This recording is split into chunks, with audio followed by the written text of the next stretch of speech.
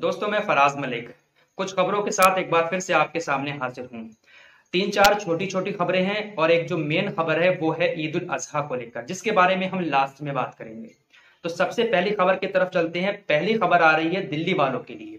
दिल्ली के अंदर अरविंद केजरीवाल ने एक ऐसी योजना बनाई है जिसके तहत अब आपके घर पर सीधा राशन पहुंचाया जाएगा।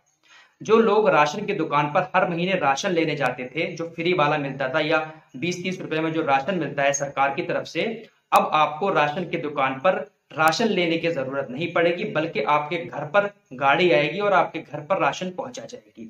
ये योजना इसलिए बनाई गई है क्योंकि इस वक्त महामारी चल रही है और जब राशन की दुकान पर लोग जाते थे तो वहां पर भीड़ भाड़ ज्यादा हो जाती थी, जिसको देखते हुए अरविंद केजरीवाल ने ये योजना बनाई है।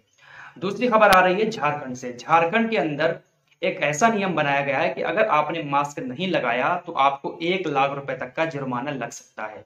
साथ ही साथ अगर लॉकडाउन के नियमों का उल्लंघन करते हुए पकड़े गए तो आपको 2 साल तक की सजा भी हो सकती है। तो भाई, जब भी घर से बाहर निकले तो अपना फेस जो है वो कवर करके ही निकले।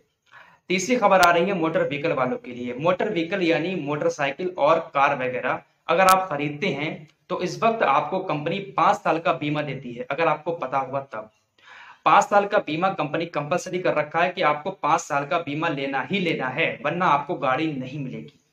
लेकिन 1 अगस्त से कंपनी इन नियमों में बदलाव कर रही है। अब आपको 5 साल का बीमा लेना कंपलसरी नहीं होगा। अगर आप चाहें तो ले सकते हैं, अगर नहीं चाहें तो आप नहीं लेंगे। अब चलते हैं अपने मेन टॉपिक पर, जो है ईद उल अजहा को लेकर। बहुत सारे लोगों ने मुझे मैसेज किए कि भाई, ईद उल अजहा 1 अगस्त की पड़ रही है और 1 अगस्त को हफ्ता है और हफ्ता और इतवार का बहुत सारे राज्यों में लॉकडाउन चल रहा है। तो क्या ईद वाले दिन लॉकडाउन लगेगा? तो देखिए, मैं सबसे पहले बात करता हूँ यूपी की। यूपी के अंदर जो हफ्ता और इतवार का जो प्रोसेस चल रहा है लॉकडाउन का, ये मैं आप लोगों को पहले भी बता चुका हूँ। ये प्रोसेस सिर्फ 31 जुलाई तक है। 31 जुलाई तक ही हफ्ता और इतवार को लॉकडाउन लगेगा। तो 31 जुलाई जो है वो है फ्राइडे की, यानी कि जुमे की, और ईद है हफ्ते की, और हफ्ते वाले दिन है 1 अगस्त।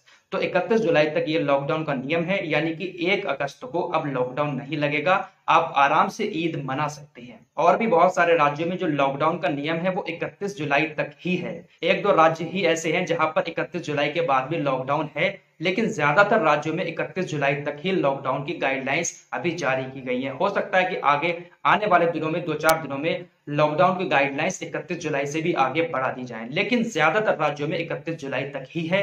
तो भाई, आप आराम से ईद मनाएं, लेकिन पूरा ख्याल रखें, सोशल डिस्टेंसिंग के साथ ईद मनाएं। और जो मैं आप लोगों को पहले ही बता चुका हूं कि ईद की नमाज पढ़ने की इजाजत नहीं है, तो आपको 4-5 लोग ही मस्जिद में जाकर ईद की नमाज अदा कर पाएंगे। बाकी आप लोग ईद सेलिब्रेट कर सकते हैं। उसके बाद अब बात आती है कुर्बानी के जानवर की। बहुत सारे लोग पूछ रहे थे कि भाई, कौन से जानवर की कुर्बानी होगी। तो भाई, जो जानवर बैन है, जिस जानवर को सरकार ने बैन किया हुआ है, उस जानवर के अलावा आप किसी भी जानवर की कुर्बानी कर सकते हैं।